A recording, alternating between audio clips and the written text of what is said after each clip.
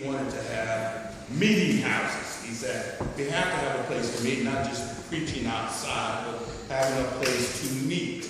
And of course, they couldn't call themselves a church because they were deemed to be illegal in the eyes of the government.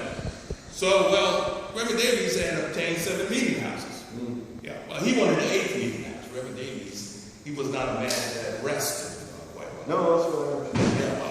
Yeah, on the very day I remember, being that I was in the city at that time, in the King's Arms Tavern, I remember Reverend Davies going straight down the middle of the Duke of Gloucester Street, right into the Capitol building, into the General Court, standing for the Governor's Council and asking for that 8th meeting house. Well, they said that they did not want to give him that meeting house because they know these Presbyterians, if you give them another meeting house, they want another meeting house.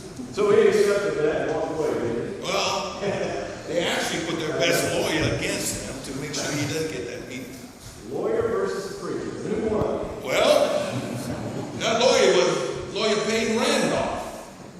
And all I can remember, that meeting lasted for about 2 hours in that Capitol building. And all of a sudden, the doors of the tavern that I was in, the King's Arms, flew open. And in storms Lawyer Payne Randolph in a great huff. He was saying to the top of his voice, that Reverend Samuel Davies, if he wasn't such a Presbyterian, he'd make a fine lawyer.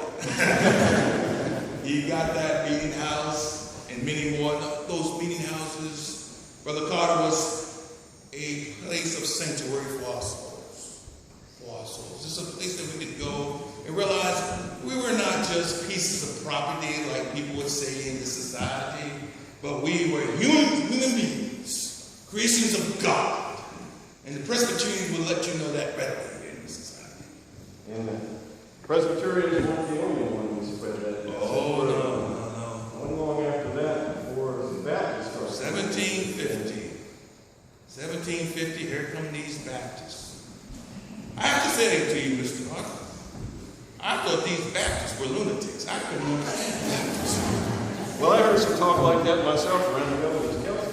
Well, you know, the rule is, if you are in this society, you must have a license to preach. Well, Baptists were coming from places like Rhode Island and Connecticut and New York, and they were saying, and I think they had made a pact on their way down.